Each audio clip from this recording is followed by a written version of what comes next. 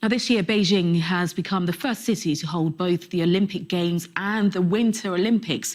But for a city that gets very little snow, there have been questions about the sustainability around it being a host of the event. Sky's Asia correspondent Tom Cheshire has been to the main reservoir by Hobao, which is being used to produce snow for the Winter Olympics in Beijing, nearly 50 miles away. Welcome to the Beijing Alps. As you can see, and as you'll know if you've been watching the Olympics, there's not much snow. Traditionally, rather an important element for a Winter Games. Beijing is incredibly dry. It gets less annual snowfall than London, so all the snow at the Games is artificial. Much of it came from the water in this reservoir, called Baihebao.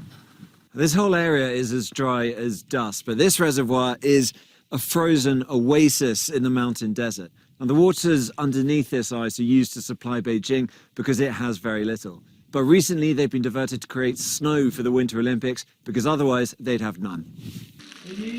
Holding a Winter Olympics in a place where it doesn't snow, using energy-intensive machines like this, have led some to question the event's green credentials. These are the most unsustainable games ever held because there's so much at cost from the water issues to the water availability and even to the nature destruction of the local nature reserve. Others have complained about the big air site in downtown Beijing, saying it looks dystopian. That's probably unfair. This was once a huge polluting steelworks, now repurposed into a cleaner residential and commercial site. The sort of development that would be applauded in other cities. But the International Olympic Committee does understand the impression that bare mountains give viewers. Obviously, you know, we are in winter sport, and we have to acknowledge that what you see on the screen might be disturbing for some people. But the reality is that the Chinese are actually doing and delivering this winter sport with sustainability in mind in everything they have done. So from really building the venues or even repurposing 5 venues from 2008 to using for the first time ever 100% renewable energy to using low carbon mobility. Climate change means Beijing won't be the last Winter Olympic city to rely on fake snow. Snow from a reservoir rather than the sky may become the new normal. Tom Cheshire, Sky News, Beijing. Tom Burke is the co-founding director and chairman of the European climate think tank E3G. Great to have you company this afternoon. Now, burning fossil fuel in order to make artificial snow, that really can't be classed as green or sustainable, or can it? No, if that's what they were doing in China, you'd be absolutely right. There's nothing sustainable about that. But actually, what's happening in these games is that they're using pretty well 100% renewable energy, all green energy really, to supply the games. So in terms of the specific production of the snow, that's not adding to the burden of climate change. But that shouldn't take away from the underlying message. This isn't sustainable. What we're looking at is what will happen if climate policy fails. We will be having no snow in mountains all around the world. So as Tom was just saying there at the end of his package, is this then the new normal?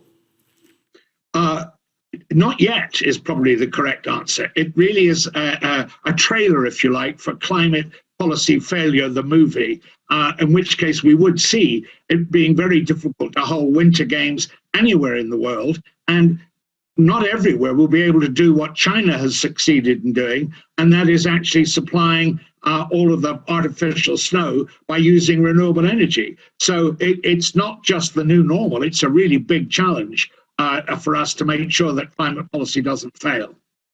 Absolutely. And I guess many will be wondering, you know, what is the alternative? You know, is the alternative that you just don't host it? You know, that there has to be some alternative, isn't there?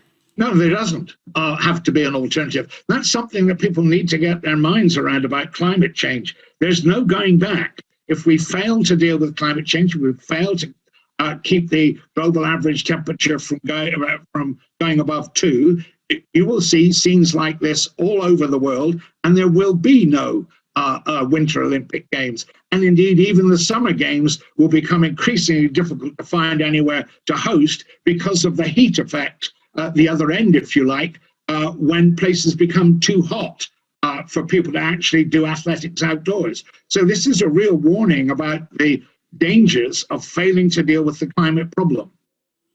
And you talk about the dangers there, and this is not just an issue in sports. There are, of course, concerns about wider tourism and hospitality industries too. I think that's exactly right. And that's, again, why we should be paying real attention to the message of these pictures. The fact is, if you look at, say, the Mediterranean area, then by the late 2030s into the 2040s, you could be looking at long periods in the summer, weeks, when the temperature is 50 degrees or above. And that's not a place where people can actually go for tourism. So there's major problems being signaled by the particular issues here in Beijing. What do you think, then, are the signals that should be sent to leaders at this current moment? Of course, we had COP26, and everybody talks about the green and the sustainability, but of course, we have issues and events such as these. Currently, for world leaders watching, observing the games at the moment, what is the key message to them? It's a very interesting, positive message in this, because if you like, the example that China is showing is a sea of green and an island of green and a sea of black. What it shows and what they are showing is that if the political will is there, it's perfectly possible to deliver even extreme demand for electricity, for energy, in a way that's compatible with the climate. We have the technology. We know we can afford it. The question is, do we have the political will to do it? So would you say then, I mean, earlier on, one of the professors that we spoke to said that this is the most unsustainable games ever held. Is that a fair assessment, would you say? I think it is, yes, because we can't really do this all over the place. And what's more, as one of your people said in the package, there are other impacts from moving the Olympic Games around the world. We saw that in Sochi, we're seeing it here, where by and large, you try to find attractive places to do it, and then you do damage to other environmental things like biodiversity, like nature, protected zones, and so on. So it really is a challenge to not just to governments, but also to the Olympic movement to start thinking through what the real impact of climate policy are and other threats to nature are for the future of the Olympic Games. Tom Burke, co-founder and director and chairman of the European climate think tank E3G. Grateful for your time. Thank you. Thank you.